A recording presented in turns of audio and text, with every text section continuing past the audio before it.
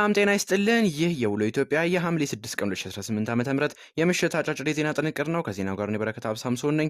እስከ ዜናው ማብቂያ አብራችሁን ሁኑ። በመጀመሪያም አርዕስተ ዜናን እናስቀድም። በመጀመሪያም የምንመለከተው ተመልካቾቻችን እንግዲህ ካሉት የዜና ጥንቅሮች መካከል የቤቶች ግንባታ የሚል አርዕስ እንመለከታለን። ከዚህም በተጨማሪ ደግሞ ከሀገር ውስጥ ምህረት የተደረገላቸው ኢትዮጵያውያን የሚል የዜና ጥንቅርም አለን።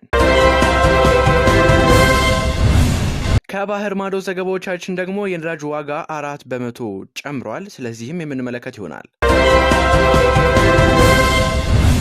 በመጨረሻም የዩክሬን ጠቅላይ ሚኒስትር ዩሊያ ስሪቪንኮ ከስልጣን ለቀዋል። ስለሳቸውም የምንመለከት ይሆናል። እስከ ዜናው ማብቂያ አብራችሁን ሁኑ።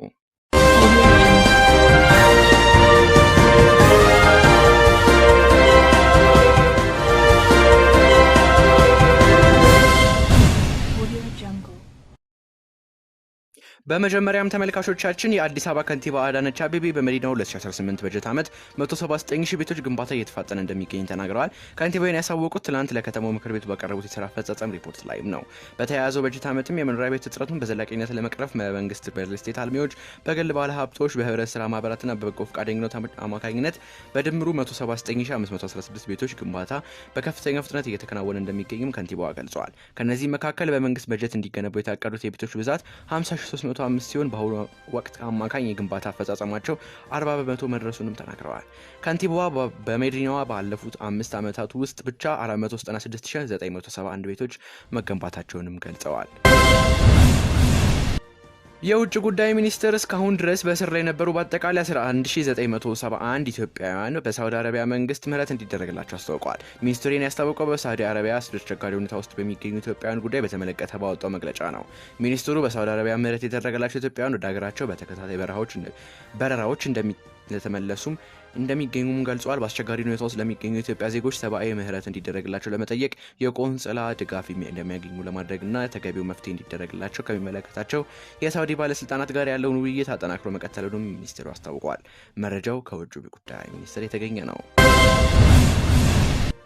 የነዳጅ ዋጋ 4 በመቶ ጨመረ። የአሜሪካና ኢራን ግጭት ማገርሸቱን ተከትሎ የብሬንት ድፍድፍ ነዳጅ ዘይት ዋጋ ጭማሪ አሳይቷል። በዓለም አቀፍ ደረጃ 3.9% በመጨመር $78.96 የገባ ሲሆን በአሜሪካን ነዳጅ ገበያው 4% በመጨመር $74.26 መግባቱም ተገልጿል። ሁለቱ ሀገራት ግጭቱን ለማስቆምና የሆርሙዝ ሰርጥን በመክፈት የንግድ መርከቦችን እንዲያንቀሳቅሱ ለማድረግ የተደረገው ስምምነት እክል የገጠመውም ሲሆን በትላንትናው ዕለት አሜሪካ በኢራን የነዳጅ ማደያዎች ላይ ጥቃት ያደረሰች ሲሆን ኢራንም በሰርጡ በሚያልፉ መርከቦች ላይ ጥቃት ማድረሷንም አስታውቃለች።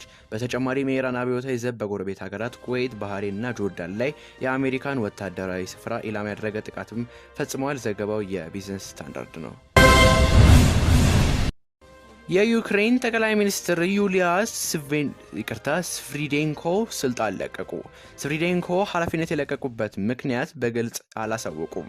የ39 ዓመቷ ጠቅላይ ሚኒስትር ሆኖ የተሾሙበት ጊዜም ባለፈው ዓመት ሰኔ 25 ነበር። ፕሬዚዳንት ቮሎዲሚር ዘለንስኪ ሀገሪቱ የፖለቲካ ስትራቴጂዋን እየቀየረች እንደሆነም ገልጸዋል። ዘገባው የሲቢኤስ እና ሮይተርስ ነው። ተመልካቾቻችን ለዛሬ ያዝናቸው ልዩ የኢትዮጵያ የሐምሌ 6 ቀን 2018 ዓ.ም የምሽት አጫጭር የዜና ጥንቅሮቻችን ይህንን ይመስሉ ነበር። ከዜናው ጋር እኔ በረከት አብሳምሶን ነበርኩኝ። የደቦል ዜና ፕላስ የቴሌግራም ቻናልን በመቀላቀል ሰፊ የዜና ጥንቅር ያገኙ። በሌሎች ዜናዎች እስከምንገናኝ ሰላም።